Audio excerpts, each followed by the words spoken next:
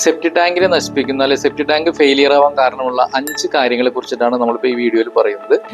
എണ്ണ, oil, Greece, ഇത് യാതൊരു കാരണവശാലും ടോയ്ലറ്റിലിട്ട് നമ്മൾ ഫ്ലഷ് ചെയ്യരുത്. അതേപോലെയുള്ളതാണ് നമ്മുടെ ഉപയോഗം കഴിഞ്ഞിട്ടുള്ള ആന്റിബയോട്ടിക് മരുന്നുകളോ അതായത് സിറപ്പുകളോ ഗുളികകളോ ഒന്നും ഒരു കാരണവശാലും നമ്മൾ ടോയ്ലറ്റിലിട്ട് ഫ്ലഷ് ചെയ്യരുത്.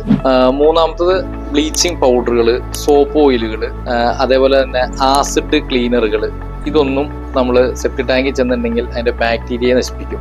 അപ്പോൾ അതുവഴി നമുക്ക് ഈ സെപ്റ്റി ടാങ്ക് ഫെയിലിയർ ആവാൻ സാധ്യത കൂടുതലാണ്. നാലാമത്തെ കാര്യം എന്ന് പറയുന്നത് ക്ലോറിൻ കണ്ടന്റ് കൂടുതലുള്ള വെള്ളം. ഇപ്പൊ ക്ലോറിൻ ധാരാളമായിട്ട് അടങ്ങി കഴിഞ്ഞിട്ടുണ്ടെങ്കിൽ അത് ഈ സെപ്റ്റി ടാങ്കിന്റെ ബാക്ടീരിയ നശിപ്പിക്കും.